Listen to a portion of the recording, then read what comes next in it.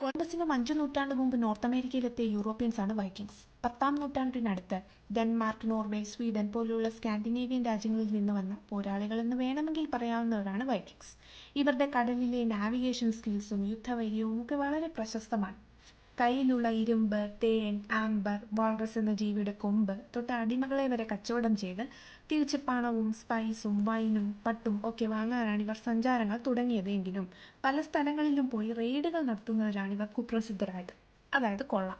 അസാമാന്യ യുദ്ധവൈര്യവും തൻ്റെടവും കാണിച്ചിരുന്ന ഇവർക്ക് വൻ വിജയങ്ങളോ കൂടുതൽ ചരിത്രത്തിൽ നിലനിൽപ്പോ കണ്ടെത്താൻ പറ്റിയില്ല. കാരണങ്ങൾ പലതാണ്. ആൾബലത്തിൽ തീരെ കുറവായ ഇവർ ഒരു കേന്ദ്രീകൃത രീതിയിലല്ല പ്രവർത്തിച്ചിരുന്നത്. ടെക്നോളജിക്കലി അത്ര പുരോഗമനവും നേടിയില്ല. കൂട്ടത്തിൽ യൂറോപ്പിലും സ്കാൻഡിനേവിയയിലും 10-ാം നൂറ്റാണ്ടോടെ ക്രിസ്ത്യാനിറ്റിയുടെ പ്രചാരവും വന്നു.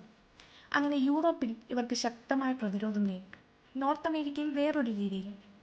ഈ ഒറ്റപ്പെട്ട് കിടന്നിരുന്ന സ്ഥലത്ത് പുതിയ കുടിയേറ്റക്കാർ വരുന്നതിനൊപ്പം സൂക്ഷ്മജീവികളും എത്തും. അങ്ങനെ തദ്ദേശീയർക്കിടെ ഇമ്മ്യൂൺ സിസ്റ്റത്തിന് പരിചയമില്ലാത്ത അസുഖങ്ങൾ പടർന്നു ആൾക്കാർ കുറയുകയും തളരുകയും ഒക്കെ ചെയ്തു. എന്നിട്ടും യൂറോപ്പിൽ ഉണ്ടാക്കിയ ഇമ്പാക്റ്റ് ഇവർക്ക് നോർത്ത് അമേരിക്കയിൽ ഉണ്ടാക്കാൻ സാധിച്ചില്ല. കാരണം കടൽ മാർഗം സ്ഥിരമായി അവിടെ എത്തിപ്പെടാൻ ലോജിസ്റ്റിക്കലി പാടായിരുന്നു. കൂട്ടത്തിൽ ആൾബലത്തിൻ്റെ കുറവും വിഭവസമ്പത്തിൻ്റെ കുറവും ഒക്കെ ഇവരെ ബാധിച്ചു. അങ്ങനെ കാലപ്രവാഹത്തിൽ വൈക്കിംഗ് മറഞ്ഞുപോയി.